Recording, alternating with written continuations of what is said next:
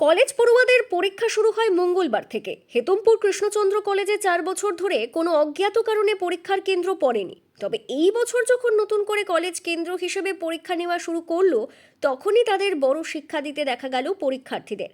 4 বছর পর এই বছর হেতমপুর কৃষ্ণচন্দ্র কলেজে খয়রাশোল ও সিউড়ি বিদ্যাসাগর কলেজের পরীক্ষার সিট পড়েছে। আর এই পরীক্ষা কেন্দ্রে পরীক্ষার্থীরা প্রবেশের আগেই কলেজের গেটে দেখতে পান একটি ফেস্টুন বা পোস্টার টাঙানো রয়েছে, যেখানে লেখা রয়েছে জাতিকে ধ্বংস করার মূল অস্ত্র কি।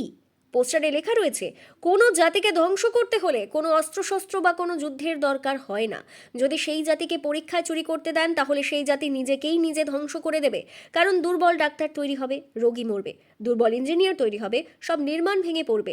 দুর্বল শিক্ষক শিক্ষিকা তৈরি হবে, অসাধু ছাত্রছাত্রী তৈরি করবে। আমরা জাতিকে ভালোবাসি, তাই চুরিবিদ্যাকে প্রশ্রয় দিই না। তা আমি প্রিন্সিপাল হওয়ার পর প্রথম গেটে দিই যে আমরা চুরিবিদ্যাকে প্রশ্রয় দিই না। মাঝে কিছুদিন সিট কোনো কলেজেরই আমাদের কলেজে পড়ছিল না, মানে অন্য কলেজের সিট আমাদের কলেজে পড়ে, সেটা পড়ছিল না। ফলে ছাত্ররা বিস্মৃত হয়, কারণ আমাদের স্মৃতি খুব ক্ষণস্থায়ী, কিছুদিন পরে আমরা ভুলে যাই।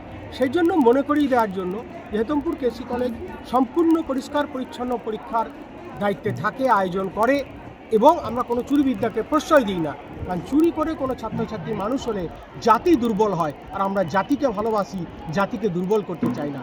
এই বার্তাটা আবার গার্জেন এবং শিক্ষক শিক্ষিকাদের মধ্যে এবং ছাত্রছাত্রীদের মধ্যে নতুন করে ছড়িয়ে দেওয়ার জন্য ওই বার্তাটা দিয়ে রেখেছি।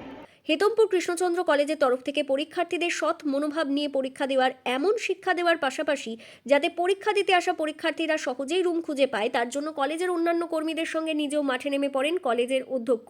তিনি পরীক্ষার্থীদের পরীক্ষার রুম খুঁজে দেওয়ার ক্ষেত্রে সহযোগিতা করেন। পরীক্ষার্থীরা যেহেতু বাইরে থেকে এসেছে, তাই তাদের সুবিধার জন্য যতটা সম্ভব নিজের হাত বাড়িয়ে দেন। এখানে মেন ওয়াশরুমটা এখানে।